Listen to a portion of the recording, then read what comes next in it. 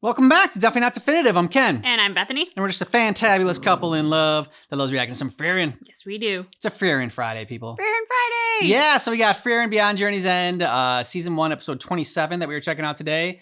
Frieren and the gang have passed the second mage test, first class mage exam. So I guess we just got to go on to the third one.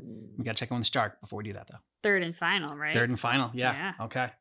If you want to get early free access, so you can see the final episode right now, and you want to get full uncut reactions, then go ahead and check us out on Patreon. Links in the description of the video, also in a pinned comment, and we're ready to do this. We're ready. Okay. Yeah. The art of war is an ever-evolving craft. An era of humans. The dawn of men is over. Now it's time for the Orakai. Oh, hey. It's Fern. She's about to erupt. I'm scared. As you should be, Stark. As you should be. You think she's here to vent about Frieren, and she thinks that Frieren knew all along what was going to happen, and that she got set up, and she's like, she never told me. She should have told me. She should have trusted that I wouldn't have backed out. I could be. So maybe it's not. Maybe she's not mad at Stark. Maybe she's mad at Frieren. Yeah. I mean, poor Stark has been away, so it seems hard to imagine that he's done something to be mad at. Yeah, I know. You're just licking your paws a lot. Okay, and you're very sweet and you're very cute when you do that. And you give me kisses on the arm and you look up at me like that with your little puppy dog eyes. Mistress Frieren and I had an argument. That's been happening a lot lately.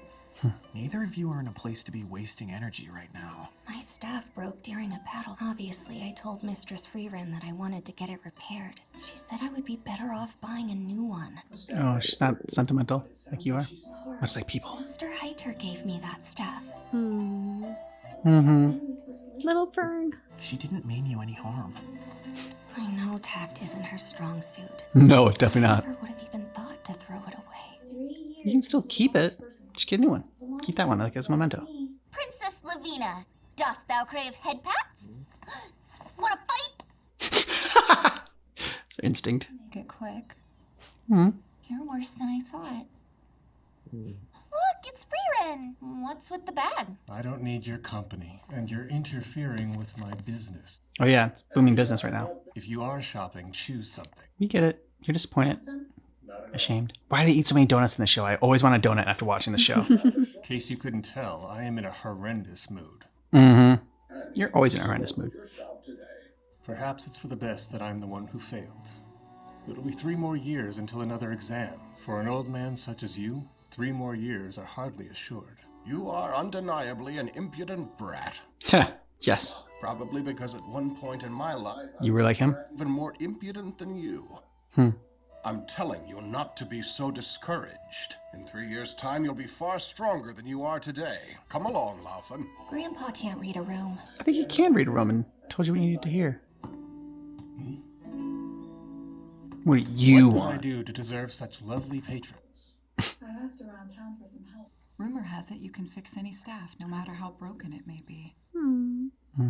Don't say this is the staff. I fix things, not dispose of trash. It is not trash. My mood was finally starting to improve, but I fear you've launched me even deeper into my spiral. Good. I have the right to choose which jobs I accept. Give up on this staff. If you can't do it, then never mind. Yep. I can do it. I just don't want to do it. Frieren, I never said I couldn't do it, now did I? Can you finish today? I want it to be repaired in time for the 3rd test. You're truly ridiculous. I'm sorry for calling it trash. It's a beautiful It's a staff. good staff and well maintained. Someone has clearly taken great care of it. Cares a lot about it. All this time, and Mistress Frieren doesn't understand me a bit. Oh. What matters is that she's always trying to understand you. I think she's truly doing her best. Yeah, it doesn't come naturally to her. Look who it is. Frieren's kid. Thanks to your master, I got to have yet another horrible day. You could have saved my spirits if you bought a new one. Put some more coin in my pocket. Take good care of it.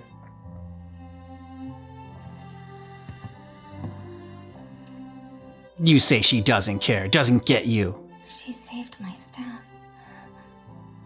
You do love me. Frieren's sharp, but she can struggle to read emotions. But there is an upside.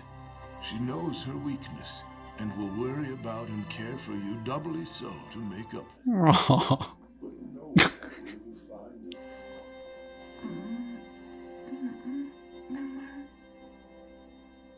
All right, Find out what the next test is. Dice. I'm sorry. About what? Nothing. Doubting you. You'll already understand. Right. Third test will now begin. I wouldn't typically make the journey here. Know why I did? Because of Frieren. 12 examinees have passed the second trial. It's not right. Means it's too easy. But among the test takers is a mage far too powerful for our exam. You must mean Miss Frieren. Because of her help, many have passed despite lacking the requisite strength. We could go through with a typical third test, but then all the unfit would lose their lives. Oh. You created a trial that would minimize bloodshed. You don't want that. Please forgive me. The fault here is all Frieren's. You really don't like Frieren. Therefore, I will proctor the third test. That's what I thought might happen. Yes. But you don't object, do you? I would never object, my lady. It is for the best. I am neither worthy nor qualified to test Miss Frieren. She seems to be constantly suppressing her mana. It is equal even to yours, mistress. Probably surpasses it. Her mana is great. I could tell that in the testing area. It didn't look like she was suppressing it. There was no fluctuation. It was effortless and steady. That's how good she is. It would take an extraordinary amount of time to master. Expertise in such a thing is hard. Centuries. But an undoubted waste of time. You would become far more powerful devoting your efforts to training something else. A slight miscalculation of your opponent's mana could be a death sentence. This is her genius. Frieren is truly a master of controlling mana. Only the Demon King could see through her act at first glance. Ooh, wow. So you must be a demon. I happened to be there for a minor fluctuation. Nothing more than that. Just as modest as you are dependable. The first-class mage. Decades later, and you're still the same timid boy. That makes it all the more regrettable. You have reached a level few. I must learn not to take on human students. It's always disappointing. Ooh, she's just cold. He may have caught Frieren, but after a lifetime beside me, he still can't see my fluctuation. Ooh, damn. Okay, so Frieren is not anywhere near as much mana as she does, which makes sense because you've been around longer. I have no doubt Zeria is intending to fail the both of us. You say that like you know her. I used to. Zeria's instincts about these things are always right. The fact of the matter is that I still have not grown into the mage she wished for me to become. Excuse me? You have failed the test. Because you're late. May I at least ask you why? It's clear the presence of my mana has all but petrified you. You know the limits of your own abilities well. In the world of magic, that which can't be visualized cannot be. It's fundamental. Now go. You fail. You fail. You fail. Ouch. Frieren, just like your peers, you can't imagine yourself as a first-class mage either. She doesn't care. You're convinced there's no instance in which I allow you to pass. Well, am I wrong? I'll give you a single chance. Tell me your favorite spell. Creates a field of flowers. Same as the That's master. the spell that Flamma taught you, and it's utterly foolish. You fail. Of course. I find it incredibly hard to believe that a mage like you defeated the Demon King. Wasn't alone? I didn't defeat anything alone. Himmel, Eisen, Heiter, and me. If any one of us hadn't been there, we couldn't have won. How lucky. That I was. Of all people, why did you recruit me? Because this party needed a powerful mage. You were the only one that I wanted. Why's that? Frieren, the two of us met long ago for a brief moment. One night I got lost. I wandered the pitch-black forest for hours. That was my first encounter with loneliness. I began to fear I would never see my village again. Just when I was about to give up, a mysterious elf pointed me in the direction of home. She acted more as a trailhead than a friend. In the eyes of a child, she seemed so cold-hearted. Perhaps she sensed my unease. The flower spell? You cast a spell. One that created a field of flowers all around us. I thought it was beautiful. That was when I learned just how beautiful magic can be.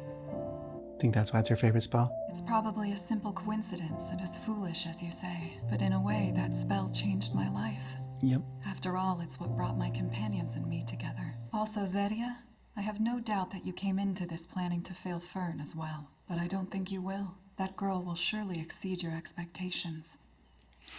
The She has era mine. of humans has arrived. Exceed my expectations. Tell me, what is it you see? It's fluctuating.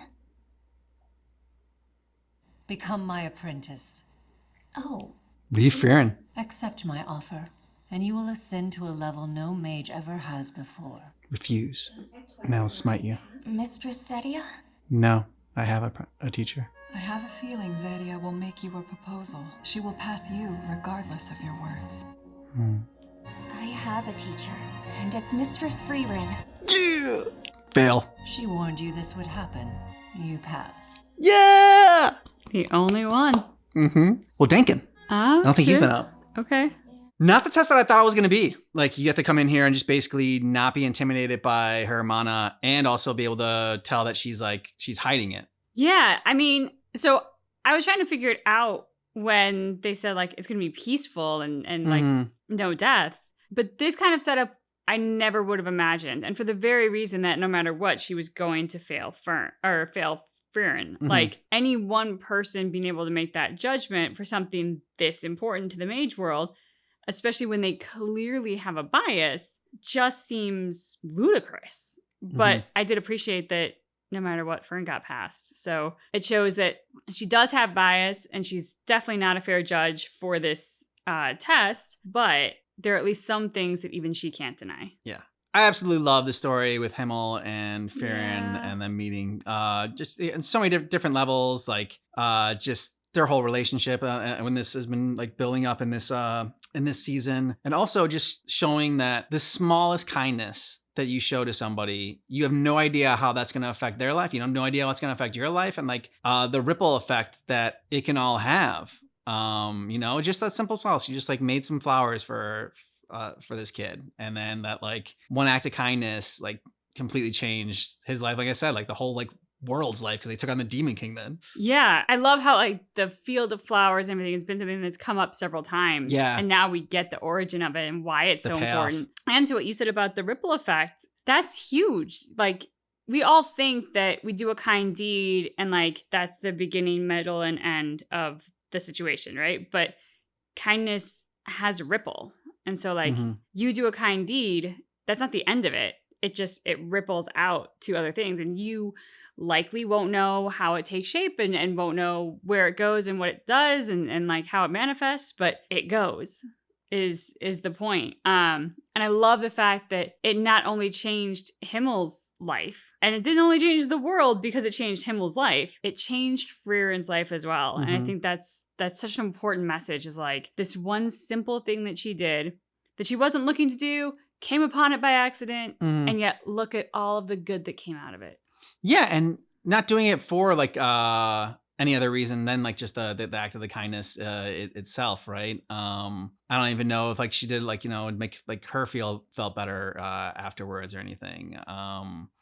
And just like it can help people in so many different ways, like not just like with Himmel, where like he kind of like remembered that kindness, and then like you like sought her out afterwards and whatnot. Like always wanted to make sure that like she'd be the mage that took on the Demon King, but like if someone's just having a bad day, bad week, bad like whatever, and it's just like giving up on the fact of like people are humanity, and like people are just assholes, and like but then this random act of kindness from a stranger or something kind of gives them hope, right? And you never know like how it's gonna turn out, but chances are that it's gonna turn out well. It might not end up saving the world well, but it could still be save someone day, someone's Yeah, just kind of like as you were talking about it, and not necessarily always knowing what it would be, but how much we kind of need it. It just made me think of during the pandemic, John Krasinski started Some Good News. And we see a ton of terrible things on the news daily, and especially during that time. Yes. And to have something that was just focused on the good that people were doing, how other people were helping people, going kind of back to the whole Mr. Rogers quote, when terrible stuff is going on in the world, look for the helpers, because there are always helpers. It's just we rarely ever highlight them, showcase them, and yet that's where you're going to find your faith in humanity restored. And so it just made me think of, we tuned into that Some Good News religiously while it was putting out new content, because it really did, like, you saw this terrible stuff going on, but then you watch that and you're like, humanity, you are still out there. Like decency, kindness, care for others, like all of that is still out there. Doesn't always come at us in a glamorous way or even dignified sometimes, but it's there and that's what matters. And so like I especially love how that interaction between Frieren and Himmel, she doesn't even remember it. It was such a small thing. It was such a seemingly nothing thing, but it meant the world to him. And through him resharing that story with her of how much it meant to him, Meant the world to her. it means the world to her. Yeah. Just, I love that. So what did you think Denkin's message was to the grumpy shopkeeper when he was talking about, like, he's like basically saying like, you're kind of a son of a bitch. He's like, but I used to be a son of a bitch, and look at all the things that I've accomplished right now. Kind of like trying to inspire him in a way, or basically telling him that, like, the way I looked at it was, he's down on himself right now for failing the exam, and you think that you kind of like suck right at that moment, and maybe you lean into your bad qualities, but that it's okay. Like, this isn't the end. This doesn't have to define you, and there's plenty of more to go. You might not live as long as Denkin does, but there's plenty of time left. Yeah, I mean, it's so easy when we fail at something, right, to like think of it as a cutoff, to think of it as like, this is the thing we tried, we failed, the end. But in the context of like a whole life, especially like when you start looking back on different aspects of your life, you start seeing that that wasn't a failure in terms of a dead end. It was an opportunity. Yeah. So I imagine that Denkin was basically kind of telling him like, this is an opportunity if you kind of like get out from under the mud of failure and disappointment and just kind of learn from it. And I think that's something that I know I've struggled with in the past, is sort of like a fear of failure and just kind of tying my self-worth to whether or not I succeeded at like everything that I did. And it's not good and it's not healthy. And often some of the best lessons and the things that can actually make us make the most progress will come out of failure. So I think Denkin was kind of trying to tell him that in a Denkin kind of way. And I also think some of it is, we, especially in Western culture or whatever, tie so much of what our self-worth to our jobs and what we do and like accomplishments Title. in that realm. But there's like, you can work on that, yes, but you can also work on yourself, right? And keep like improving that way. And so I think that's kind of like why he was bringing up the fact of like, he's like, I was even more impudent than you are. So that's another part of it that I kind of took away from it. Well, and you mentioned kind of work on yourself, and I think that's big, but I think also we often, I mean, I can only speak from like a modern Western cultural perspective, but I feel like we're all very impatient. Like the world of social media and instant gratification, it has tended to make us even more impatient than perhaps previous generations. So like there's all this nice idea of like work on yourself, right? And like do the hard work and grow as a person and whatnot. And that's all well and good. What You people can do that in 30 days. Exactly. What people rarely tell you is working on yourself is a lifelong journey. You don't reach your destination until the end of your life. And you look back and you're like, hey, I did some good things. I did some not so good things. I was a whole person. I lived a life and I'm happy with the life I lived. Goodbye. Like, your growing should never stop. Your learning should never stop. So we live in a society that's very much like, if you just buy my online pamphlet, you'll be a great person in 10 days or, what. I fell into it. I bought a course for Bucky that was, hey, your dog is going to be a well-behaved, obedient, non-reactive dog in 14 days. It didn't happen. But like we get sold that kind of stuff that here's a quick fix. Everything's a quick fix. And the thing is, it really isn't. Like, it's one thing to know, hey, this would be good for me. It's another to actually implement it into your life on a daily basis to make a practice out of it. That then maybe in 30 days you can look back and say, hey, I'm seeing results. But it's 30 days of daily practice to get there. It's not like, hey, here's 15 minutes and I know what I should do. And if I just think this way, I'll be totally fine. Yeah, I think we don't think of it. We think of it like a lot of times like our lives as like just a straight like a line on a graph, right? And hopefully like it's like curving up and like going up, right? Because like we're like, keep improving on ourselves. And like, maybe there's little like dips here and there, but like ultimately like we get up. And then when we hit this one point and it's like, this is it. Now I'm super fucking awesome. I am I've worked on myself. I'm the best version of myself. Success. And I'm just going to stay here constantly forever, for every second, every minute of every day. When it's just like, constant, like, spikes and whatnot or whatever, like sometimes there's probably like a straight line, maybe it's like down here or whatever, but like it is constant like fluctuation. Like you were saying, like it is just work every day. It's not always like conscious work. It's not like every day I wake up and I'm just like, okay, I'm gonna better myself today. It'd be nice if I did. Maybe I might try that.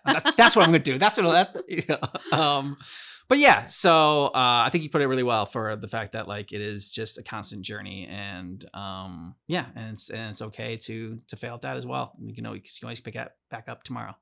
Yeah, failures are just learning opportunities, just like successes are. They're all just learning opportunities, and I think some of the lessons from failures are more impactful and actually better for us in the long run than some of the lessons from our successes. Let us know your thoughts on this down below in the comments. And if you want early ad free access, see the final episode right now, then you can do that here on YouTube, hit the join button, or over on Patreon. It'll be ad free over there. You can also see our full uncut reactions that way. You can see every moment on Patreon. Thanks so much for watching Frieren with us, but just keep in mind. And our reaction is definitely not definitive.